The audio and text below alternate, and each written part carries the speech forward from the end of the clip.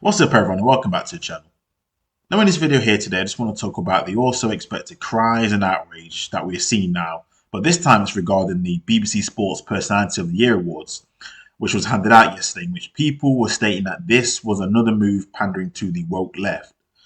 Now, after sitting back to analyse the events that took place in light of the evidence, I've come to the conclusion that I saw nothing that warranted the sheer amount of outcry that has the right foaming in the mouth whenever they see either a black or, let's be honest, a non-white person on the screens, when we actually take a look at the facts instead of the narratives.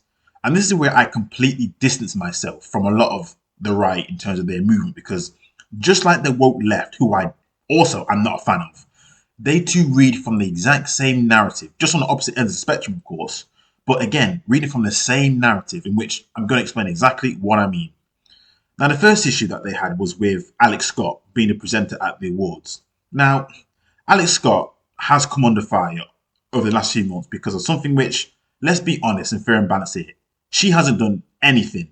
It's her stupid employers, the BBC, who have mishandled every situation that she's been involved in at every turn this year. Now, it seems as if the right's main problem, when you read between the lines, is that apparently now she's been forced onto the screens because she fills a quota. But when I saw the awards last night, I thought, let me take a real look at this to see, again, if this is true or not. Because when I looked at the whole lineup of presenters, I noticed something straight away.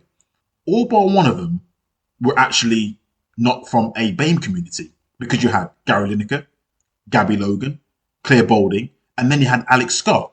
So it's hardly something which people can say, oh, here we go again, another one of these. Because that wouldn't have raised eyebrows in any other year. Now, I know it's a different year, but even still, if you want to be fair and balanced about it, that didn't cause any eyebrows that need to be raised at all. But also, keep this in mind as well. Alex Scott is actually mixed. Yeah, so she has just as much white in her as she does black. But again, don't let the narratives get in the way of the truth when it comes to situations like this. So when I saw people kicking off about Alex Scott being on here, I'm like, what are you talking about? Alex Scott is not a new entity to people. She's been on Match of the Day a few years ago before this whole diversity kickoff has been happening in real force this year. So it's not as if she's some sort of new presenter being forced down the throat. She's been here all the time. But let's get to the main man of the night, which I already knew would get people annoyed because of who he is. But let's be objective here and take a look at the facts. Now, Lewis Hamilton won Sports Personality of the Year, which no one, even myself, was even remotely surprised. However, not for the reasons that people are banging on about. Now, I am not Hamilton's biggest fan because of his hypocrisy that he espouses off the racing track in terms of what he says he believes in and what he does. However, being that I am fair and balanced, I have to acknowledge his greatness on the racing track. And I've even done a video on that because people always get confused when it comes to my position on Lewis Hamilton, because I like to separate the two things.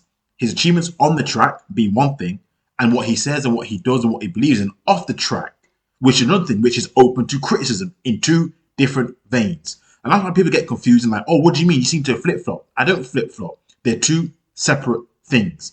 And this is where it comes into this whole winning the Sports Personality of the Year award. Because this year alone, he has become the greatest ever Formula One driver the world has ever seen, surpassing a feat of wins in terms of Michael Schumacher's 92 wins, and also his driver's championship. He's matched that with 7 world championships, a feat which nobody, when Michael Schumacher hung it all up, thought would even be touchable. Let's just be honest.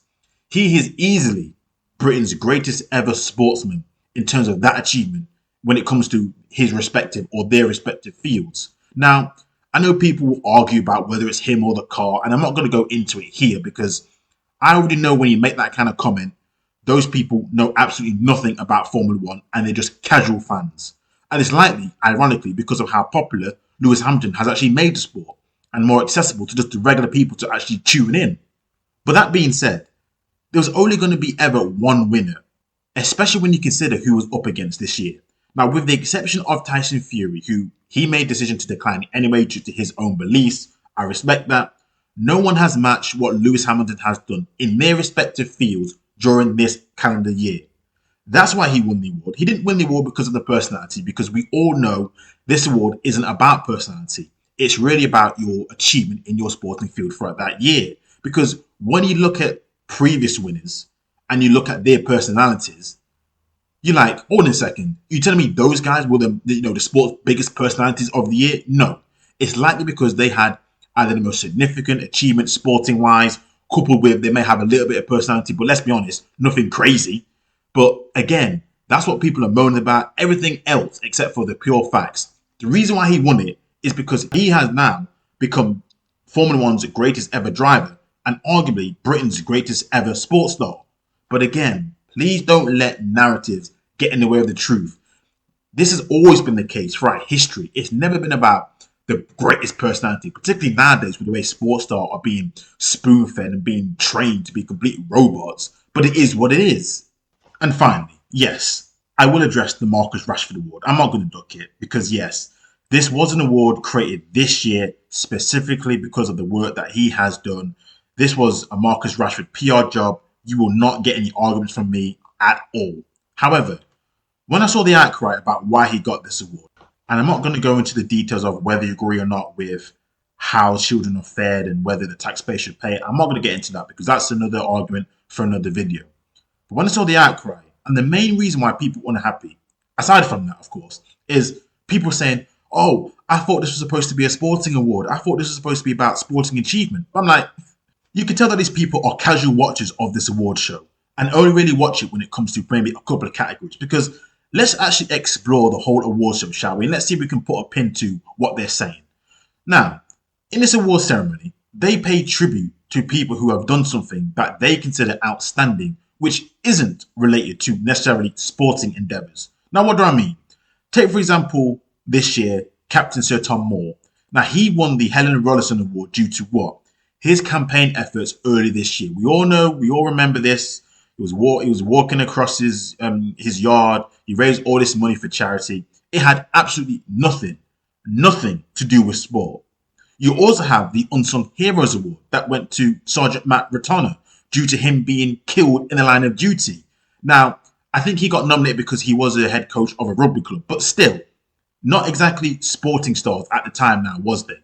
So this awards ceremony, this whole show is not just about sporting achievement, clearly, when you consider those two awards. And there's even other awards that were handed out during the night, which again, gets left under the radar now when you take a look at two things. Why they were nominated and why they won the award, sorry, and also what colour they were, because a lot of them were actually non-BAME. They were white people who won these awards. But again, that's actually not what the real issue is when it comes to this. We all know that what's happening right now, whether we agree with it or not, is people, whenever they see a non-white face in anything, whether it be sporting awards, whether it be adverts, whatever it may be, here comes the usual dribble about everything being woke, everything being pandering to the left.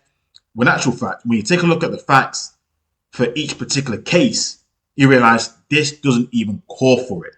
And this is one of the examples where it doesn't even call for it. But again, as I keep on saying, I'm going to say it again.